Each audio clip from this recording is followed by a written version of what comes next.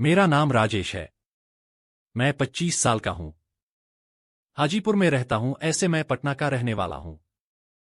कहानी ज्यादा दिन की नहीं है, बस कुछ दिन पहले की है, जब मैं अपनी बहन को बिहार पुलिस भर्ती की परीक्षा दिलाने लाया था। क्योंकि मेरी चचेरी बहन को और कोई भाई नहीं है।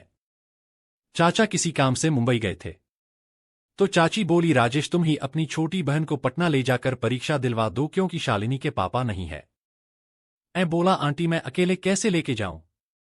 तो वो बोली, जा कोई बात नहीं, भाई बहन तो कहीं भी जा सकता है अकेले, और रही एक रात की तो बात है, 17 को चला जा, 18 को पेपर है।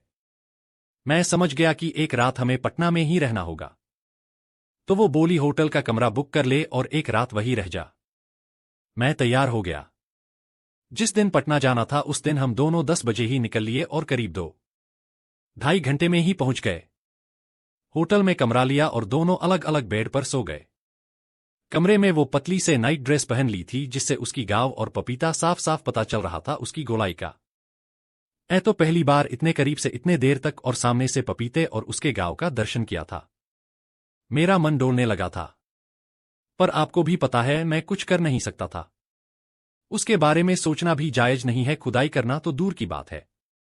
दोस्तों, यही सोचकर मैं अपने मन को मार लिया और सोच लिया कि रात में अपना हाथ से ही मार कर जूस निकल लूंगा उसको देखकर जब वो सो जाएगी।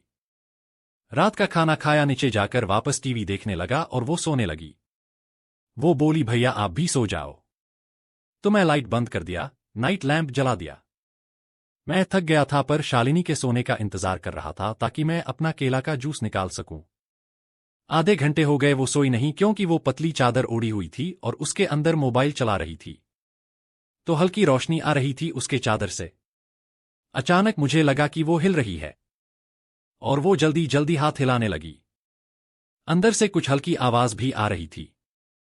मैं उसके करीब पहुंचा, वो अपना मुंह ढकी हुई थी।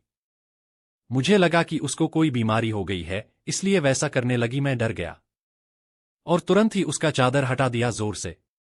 मैं हैरान रह गया। वो अपना नारंगी खोली हुई थी और एक हाथ से गुफा में उंगली कर रही थी। वो भी डर गई और वो अपना मुंह ढक ली। मोबाइल वहीं रख दी।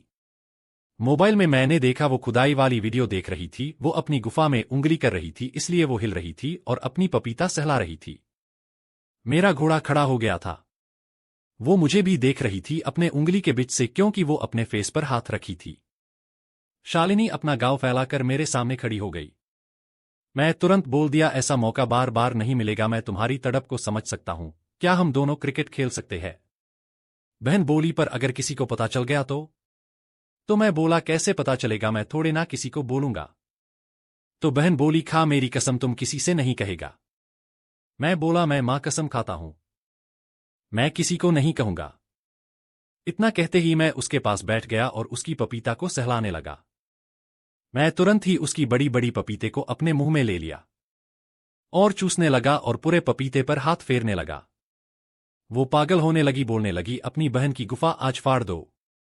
बहन बोली, आज मुझे पूरी रात ऐसे खोदो कि तृप्त हो जाऊं। मुझे किसी की जरूरत नहीं पड़े खुदवाने। मैं उससे लिपट गया और वो मुझे प्यार करने लगी। मैं भी उसको प्यार करने लगा। कभी वो मेरे गाजर को पकड़ती, कभी मैं उसके गांव में उंगली करता, कभी उसके पपीते को सहलाता। हम दोनों भी एक दूसरे को खुश कर रहे थे। उसकी पपीते मसल मसल कर लाल कर दिए थे और गुफा तो करीब करीब फट ही गया था। हमने करीब 1 घंटे तक दोनों खुदाई किया। जब तक वह अब बस करो नहीं बोल दी, तब तक मैं उसको खोदता रहा। पर जो मजा उस रात को होटल में मिला, आज तक नहीं मिला है। जब लॉकडाउन खत्म होगा, फिर परीक्षा एक विषय का होगा, तो फिर से मैं और शालिनी पटना जाएंगे और फिर खुदाई करेंगे। उस रात तो 2 बार ही खुदाई किए थे।